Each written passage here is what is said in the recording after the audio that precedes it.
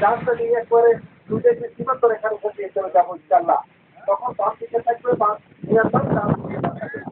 এবার আসুন, আমি অবস্থানগত তথ্য উঠান করছি, তার দিকে যে পাহাড়টা অতিক্রম করছি, সেই পাহাড়ের নাম হলো পাহাড়।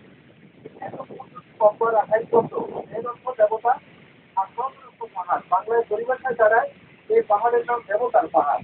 এই দেবতার পাহাড় শুধু সবুজ এবং সভাপতিত প্রাকৃতিক বৈচিত্র্যের লীলাভূমি নয়, এর অনেকগুলো বৈশিষ্ট্যের মধ্যে আছে পাহাড়ের সেবক কাবারি গর্জন চারুল ব্যয়পতির মতো মূল্যবান গাছপালা, আছে বন্য হাতির দল, আছে ডেকরেবাদ হরিণ বনগরু সহ অন্যান্য বন্য প্রাণী কার্যাচারী পাশাখানিতে ভরা আমাদের এই বন বনানে।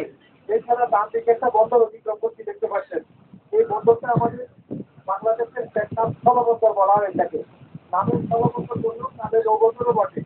এখানে বেশ কয়েকটা বাণিজ্য করে দেখা যাচ্ছে যেগুলো মিয়ানমার থেকে এসছে। মিয়ানমার বাংলাদেশের আমদানি রপ্তানি করবে প্রায় ৮০,০০০ মালামাল ওঠানামা করে এই বন্দর দিয়ে।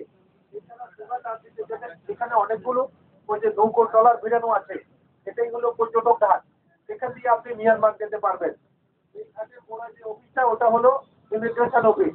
ওখানে গেলে ২ কপি পাসপোর্ট সাইজের ছবি দিলে ২,০০০ টাকা জমা দিলে আপনাকে একটা ওই পাসপোর্ট ইস্যু করবে, একদিনের ভিসা দিয়ে দিবে। এই ট্রলারগুলোর যেকোনো একটাতে যাবেন, ওগুলো রেজিস্টার করা। মিয়ানমার বাংলাদেশের পতাকা লাগানো থাকে। ৯টা থেকে সকাল ৯টা থেকে বিকাল ৫টা পর্যন্ত আসা যাওয়া করবেন, এরপরে আর নয়। এরপরে পরদিন। যাই হোক, আপনার ওখানে খরচের জন্য আরো ৫,০০০ টাকা নিয়ে যাবেন। এরপরে আসুন ওটা ডান দিকে দেখতে পাচ্ছেন পাহাড়ের পাশে সড়কের পাশে মনোরম পরিবেশে আন্তর্জাতিক মানের হোটেল নেটওয়ার্ক এবং মাটির রেস্তোরাঁ। আর একটু সামনে গেলে ওই পাহাড়ের পথে আছে সড়ক জনপথের একটা রেস্ট হাউস। তার দক্ষিণে গণপূর্ত বিভাগের একটা রেস্ট হাউস। তারপরে আছে মন্ত্রণালয়ের তাঁত বাংলো, যেটার বয়স ৮০ বছর হলেও দেখলে মনে হবে যেন সেটা বিগত বছর